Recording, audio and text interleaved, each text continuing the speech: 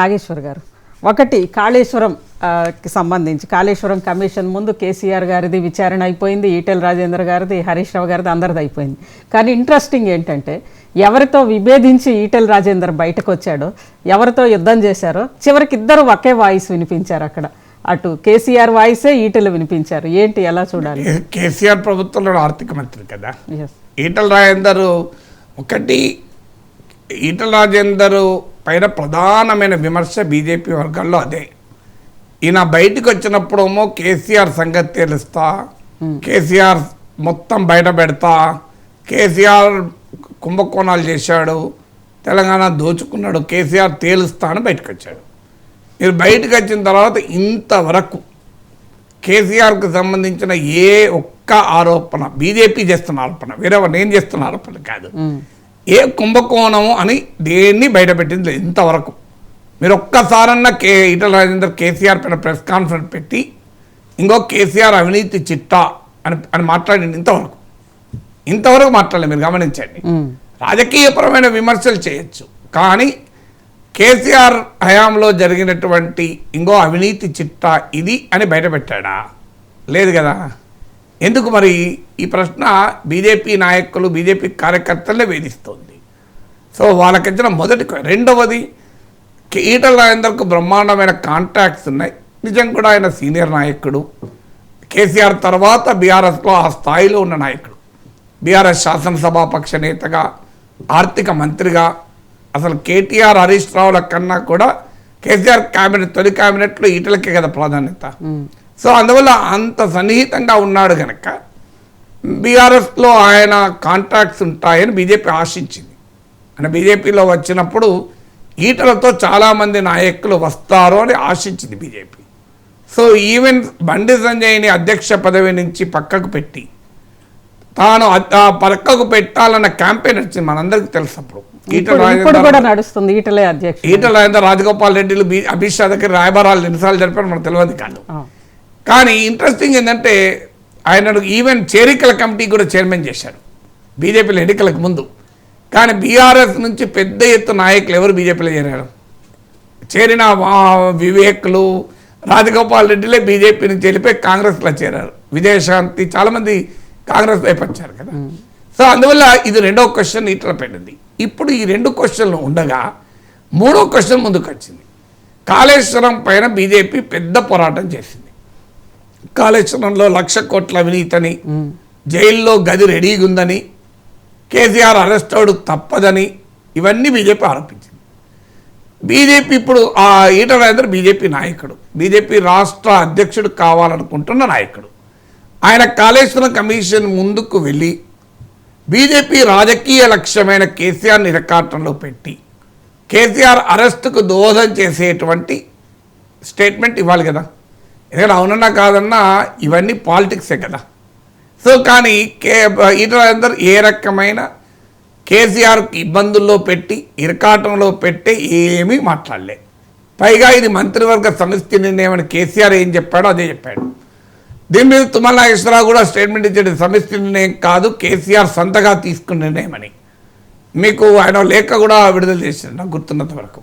So BRS ఏమో కాళేశ్వరం పైన కేసీఆర్నే target చేస్తుంటే, కేసీఆర్ ఏమో ఇది నా నిర్ణయం అని కాదు అని ఆయన సమర్థించుకుంటే, ఈటెల రాజేందర్ ఇచ్చిన స్టేట్మెంట్ అఫ్కోర్స్ లోపల ఏం జరిగిందో మనకు తెలియదు, మీడియాలో వచ్చింది ఆధారంగా నేను చెప్తున్నాను. ఇవి వచ్చిందని ఈటెల రాజేందర్ ఖండించలేదు కదా, నేను ఇలా అనలేదు అని చెప్పలేదు. ఓపెన్ విచారణ కదా. సో ఆ ఓపెన్ విచారణ కదా, సారీ. సో ఓపెన్ విచారణ ఈటెల రాజేందర్, అంటే ఓపెన్ విచారణ నేను వెళ్ళి చూడలేదు కనుక మీడియాలో వచ్చిందని ఆధారంగానే మాట్లాడుతున్నాడు.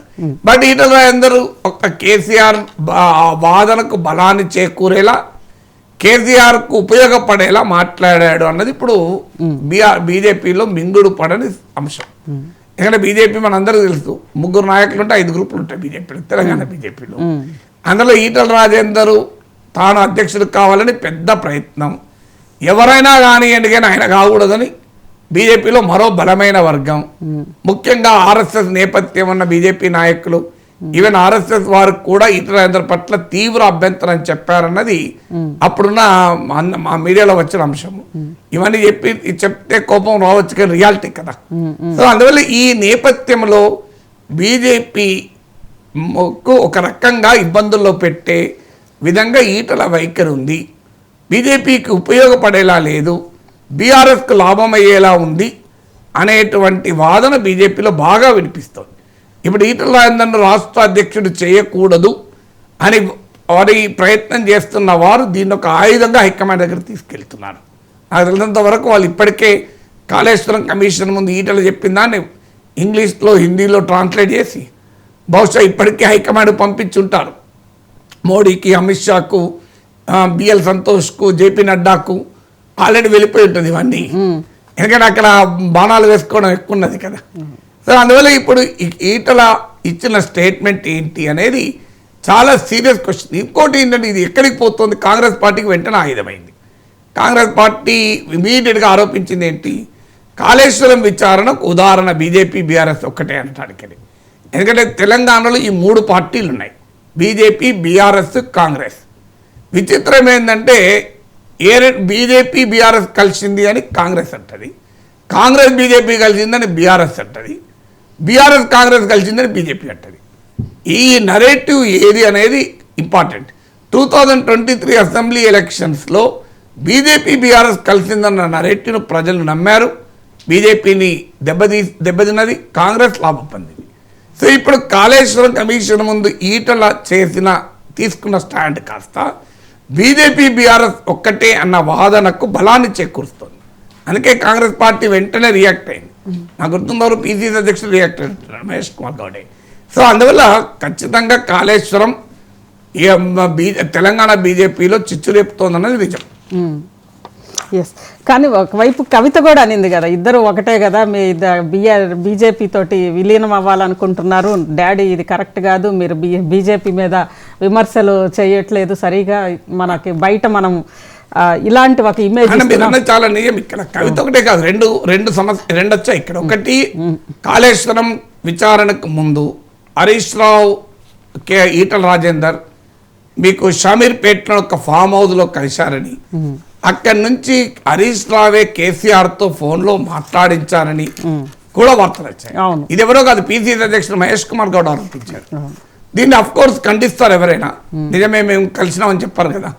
ఏం జరిగిందో నాకు తెలియదు, ఆ ఫామ్ హౌస్ లో కలిసారో లేదో నాకు తెలియదు.